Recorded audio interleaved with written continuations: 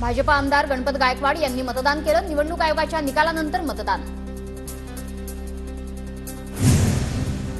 विधान परिषदेच्या 11 जागांसाठी मतदान सुरू। आतापर्यंत 270 सर्वपक्षीय आमदारांचं मतदान, केवळ 4 आमदारांचं मतदान बाकी। मुख्यमंत्री एकनाथ शिंदेंनीही मतदान केलं। शिंदे गटाच्या सर्व आमदारांनी बजावला मतदानाचा हक्क। भाजपच्या 103 आमदारांचं मतदान पूर्ण। भाजपसोबतच्या अपक्ष आमदारांनी केलं मतदान। अजित पवार गटातील 40 पैकी 40 आमदारांचं मतदान। अजितदादा गटातील 3 आमदारांचं अजूनही मतदान नाही। समर्थन दिलेल्या 2 अपक्ष आमदारांचंही मतदान बाकी। शरद पवार गटाच्या सर्व आमदारांचं मतदान पूर्ण। विधान परिषदेच्या निवडणुकीसाठी 12 आमदारांचं मतदान। विधान परिषदेसाठी काँग्रेसच्या 37 आमदारांकडून मतदान। असलम शेख, नितीन राऊत, विकास ठाकरेंकडून मतदान। मुख्यमंत्री एकनाथ शिंदे, उपमुख्यमंत्री देवेंद्र फडणवीस आणि उपमुख्यमंत्री अजित पवारांनी मतदान केलं। विधान परिषदेच्या निवडणुकीत चुरस।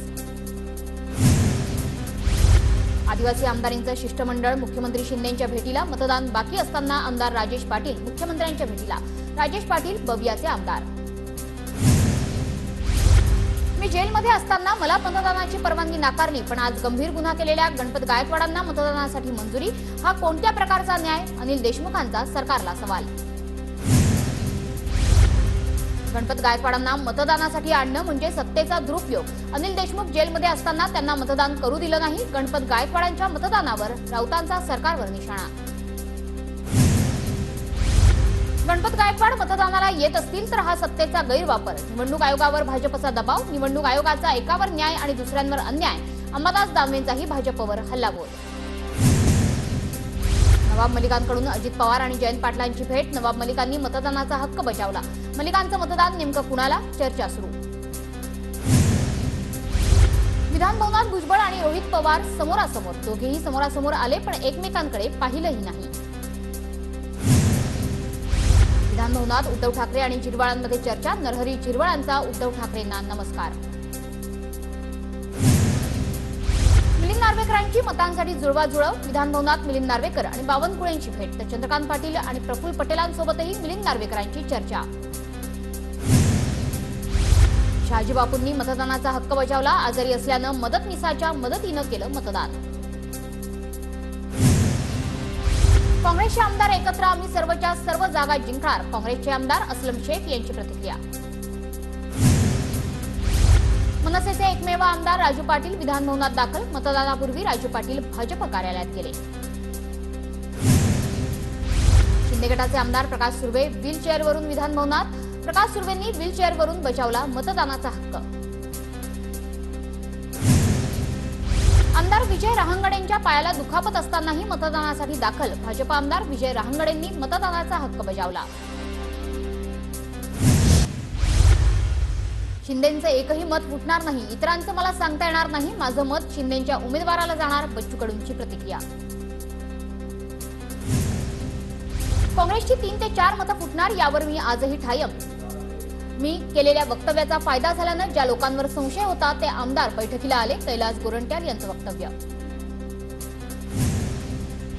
आमचे सर्व आमदार काँग्रेस सोबत, इतर पक्ष आमदार फोडण्याच्या चर्चांवर विजय वडेट्टीवार यांची प्रतिक्रिया। तर मतं फोडणार असा गैरसमज पसरवला जातो, अजित पवारांचं वक्तव्य। काँग्रेसची मतं फुटू शकतात, तर भाजप शिंदेंची का फुटू शकत नाही? सत्ताधाऱ्यांचे आमदार देखील वेगळी भूमिका घेऊ शकतात, राऊतांचं वक्तव्य। काँग्रेसच्या बैठकीबाबत मला सांगण्यात आलं नव्हतं। मी अजूनही काँग्रेसचा सदस्य। पक्ष सांगणार त्या उमेदवाराला मतदान करणार, झिशान सिद्दीकींची प्रतिक्रिया।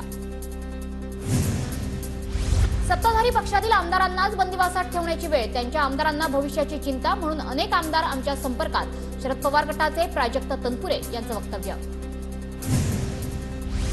गरजेल तो पडेल काय? सुषमा अंधारेंचं सूचक ट्विट। शिवाजीराव गर्जे अजित पवार गटाचे उमेदवार। ट्विट करत अंधारेंचा अजित पवार गटाकडे रोख।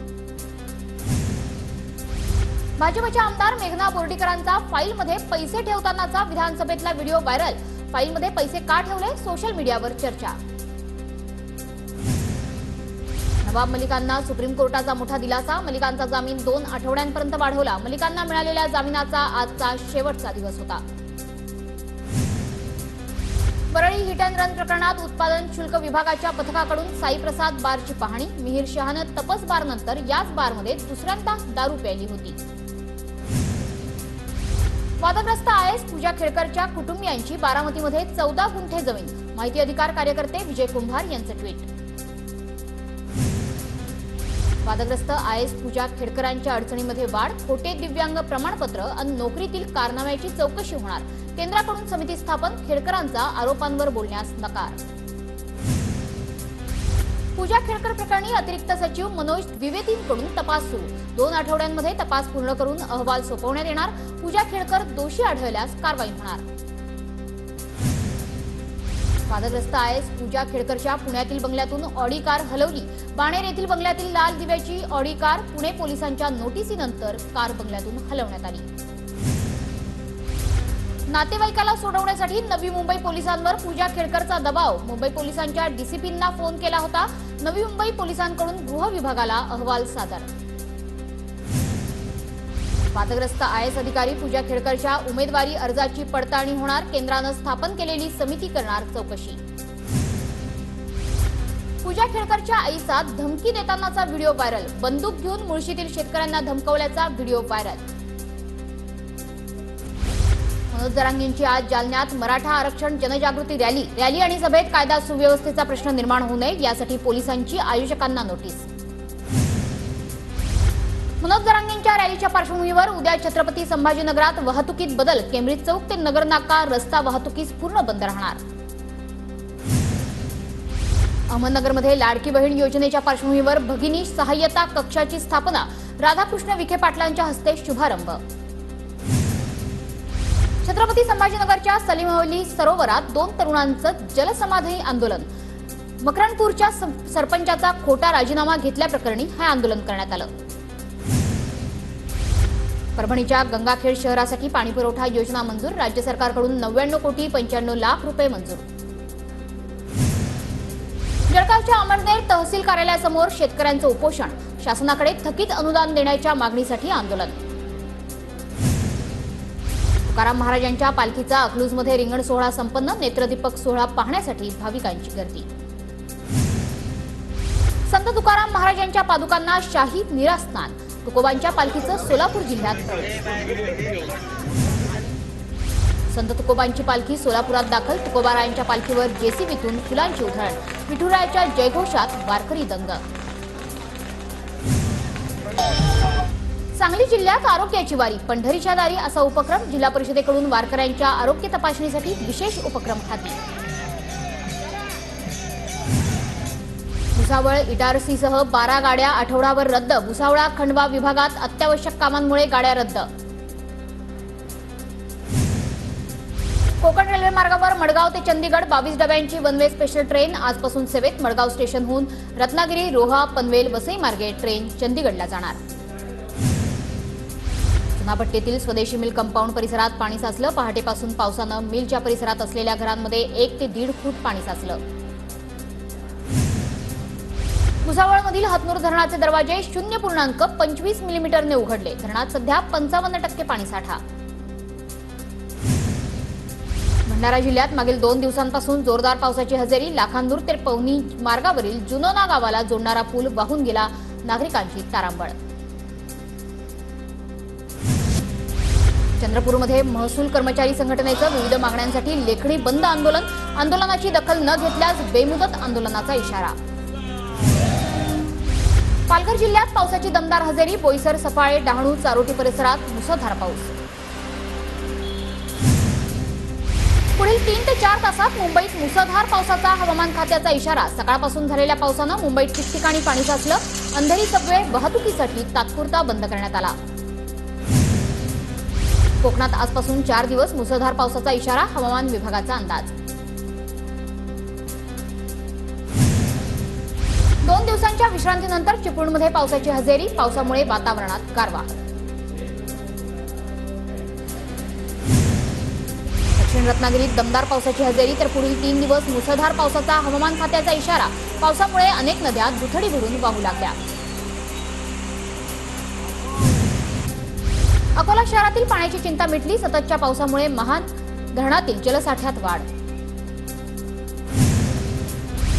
अमरावती जिल्ह्यात पावसाची दडी, संतप्त शेतकऱ्याने 2 एकरवरील सोयाबीन पिकावर ट्रॅक्टर फिरवला. तिवसा तालुक्याच्या मोझरी गावातली घटना. गोंदियात 1.5 महिना उलटूनही फक्त 18.9% पाऊस, सरासरी 230.6 मिलीमीटर पावसाची नोंद. बुलढाण्याच्या सोमठाण्यात जिल्हा परिषद शाळेला छत नाही. 3 महिन्यांपूर्वी शाळेचं छत उडून गेलं. शाळेची अद्यापही दुरुस्ती न केल्यानं पालकवर्गात चिंता. चाळीसगावच्या मालेगाव रोडवर खड्ड्यात झाडे लावून नागरिकांकडून सरकारचा निषेध. 20 जुलैपर्यंत मागण्या मान्य न झाल्यास रास्ता रोकोचाही इशारा. मुंबई अहमदाबाद राष्ट्रीय महामार्गाच्या दुरवस्थेविरोधात शिंदे गट आक्रमक, पोलिसांचा बंदोबस्त. वाशिममधील कार्ली बोरवा रस्त्याच्या डांबरीकरणाचं काम निकृष्ट दर्जाचं, नागरिकांमध्ये संताप.